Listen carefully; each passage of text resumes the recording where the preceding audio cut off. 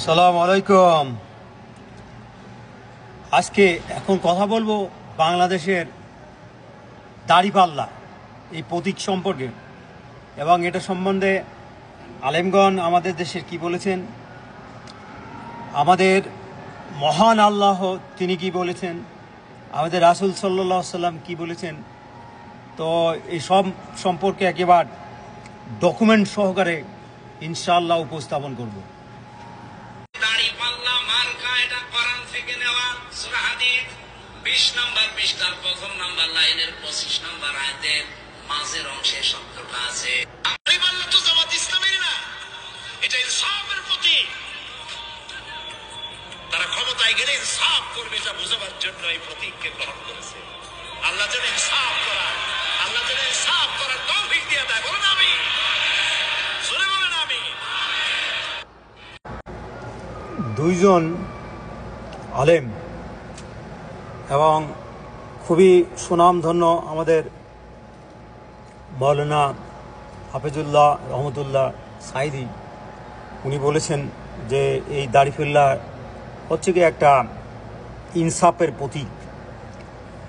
তো দুজনের মুখ দিয়ে শুনলাম, এখন যিনি আমাদের সৃষ্টিকর্তা, যিনি আমাদেরকে লালন পালন করেন, যার জমিন, যার আইন চলবে, যার শাসন চলবে, সেই মহান আল্লাহ কোরআন শরীফের ভিতরে অনেকগুলো জায়গায় তিনি এই দাড়িপাল্লা সম্পর্কে কথা বলেছেন। আমি মোটামুটি 7 জায়গায় পেয়েছি কোরআনের মধ্যে।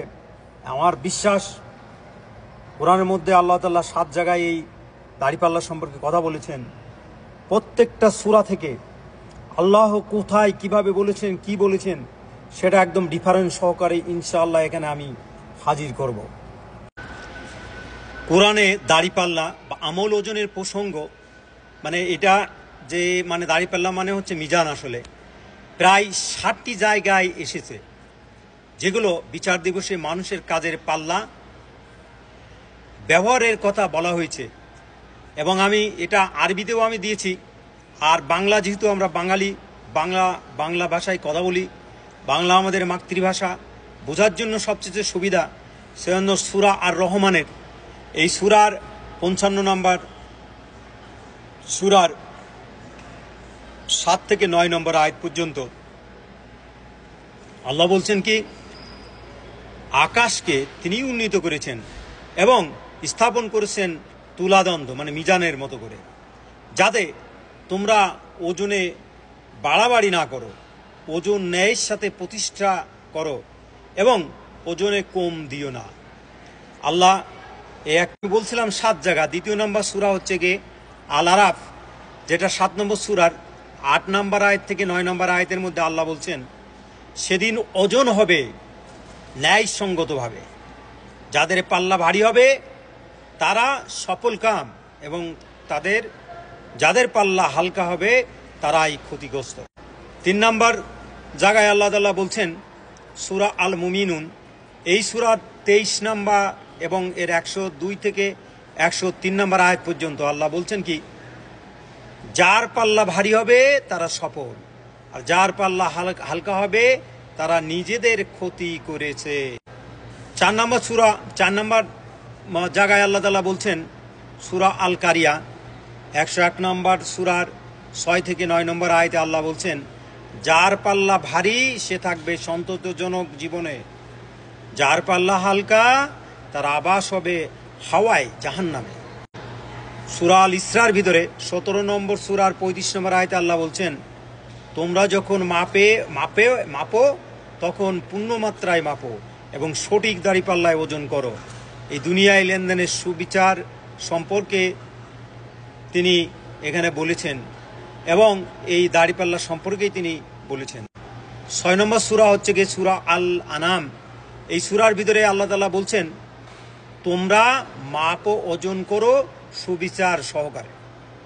7 নম্বর কোরআনের ভিতরে যেখানে পেয়েছি এটা হচ্ছে গিয়ে সূরা আল হাদীদ, যেটা হচ্ছে কি আমাদের আমির হামজা ভাই এখানে রেফারেন্স দিয়েছিলেন। সেটা বলছে আল্লাহ কি বলছেন, যে আমরা আমাদের রাসূলদের প্রেরণ করেছি স্পষ্ট প্রমাণ সহকারে, এবং তাদের সঙ্গে কিতাব ও মিজান ন্যায় বিচারের মানদণ্ড আল্লাহ তাআলা পাঠিয়েছেন। মহান আল্লাহ উনার কুরআন, উনার বাণী, যেখানে 100% শুধুমাত্র আল্লাহর বাণী বের হয়েছে, সেই কোরআনের 60টা জায়গায় এই দাড়িপাল্লার প্রতীক সম্বন্ধে আল্লাহ তাআলা বর্ণনা করেছেন। আপনাদের সামনে সুস্পষ্টভাবে করে দিছি।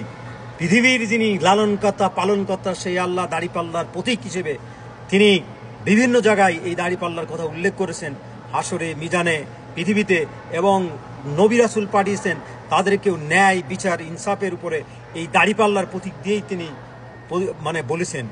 তাহলে সেই দাড়িপাল্লার গুরুত্ব আসলেই অনেক।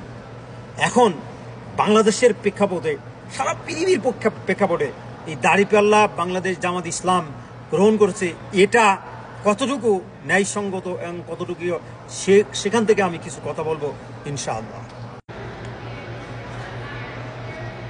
বাংলাদেশ জামাত ইসলামের প্রতীক হচ্ছে কি দাড়িপাল্লা, যার মান হচ্ছে কি মানদণ্ড আর কি।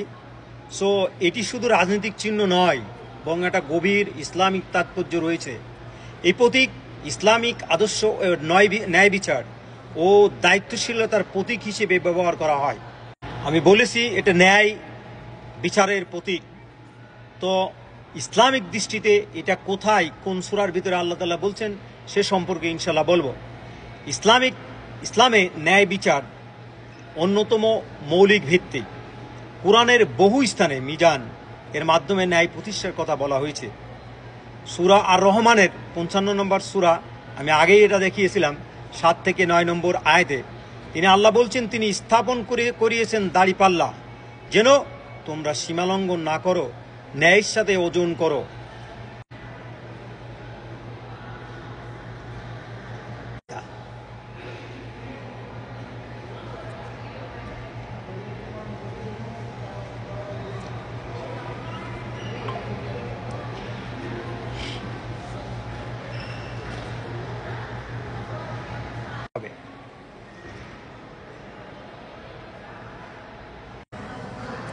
দাড়িপাল্লা হচ্ছে এটা একটা খালি প্রতীক নয় বা লোগো নয়, এটা বাংলাদেশ জামাত ইসলামের একটা প্রতীক, যেটা মহান আল্লাহ তাআলা তার কোরআনের ভিতর 7 জায়গায় এই দাড়িপাল্লা সম্পর্কে বলেছেন, এবং তিনি ন্যায় বিচার এবং ইনসাফের কথাই বলেছেন।